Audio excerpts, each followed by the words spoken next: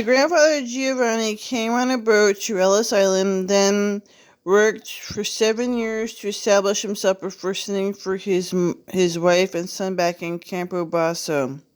When the couple were finally reunited, my father Dante was the result. Giovanni's wife, Angela Maria, is the grandmother I am named after. Angela Maria had all of her teeth extracted as a teenager by a medical establishment in Italy that believed total tooth extraction was a good cure for menstrual-related gum issues.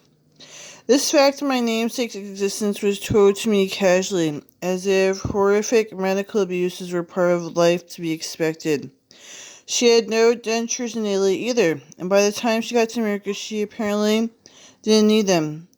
My grandmother's gums became so toughened over her lifetime, in the end they were hard as any teeth. They said she ate raw apples and carrots as an old woman, and said very little. Angela's pronounced the first syllable "am" for my father. So when he introduced me as a newborn to my 2-year-old brother, my brother blinked and said, "Annie? No, Angela." And Annie? They started calling me Annie, and that was that. Spelling was my mother's flourish. Every time I filled out a form or was filled out on my behalf, we just wrote Annie as my name. By that time, I was a young adult. All bureaucratic channels, save for my birth certificate, concurred. My name was simply Annie. Looking down at my passport today, I smirk with the knowledge that the truth was anything with a paper trail. It's either a testament to how quietly accepting my father was, or how far Erie, Pennsylvania is from Italy. As ever, given that name, with their spelling to begin with, it wasn't until 3 decades later, after I had toured Italy many times over professional reasons, I found out Randy actually means Italian, assholes, plural.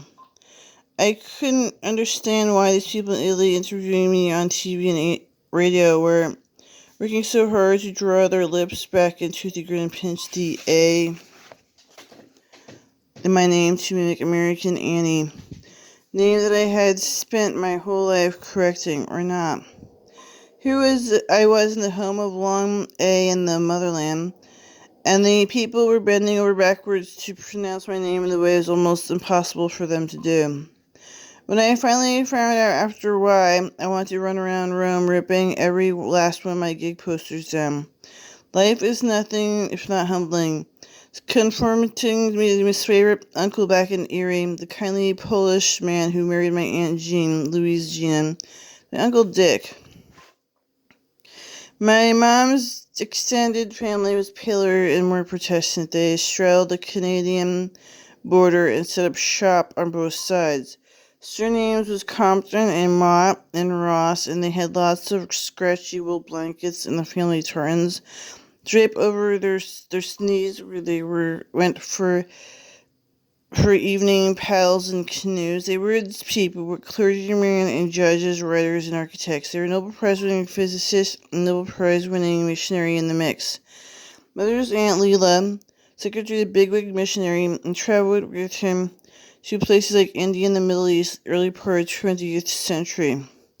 Goddess knows that he was pretty down. I know that physicists worked on the A-bomb.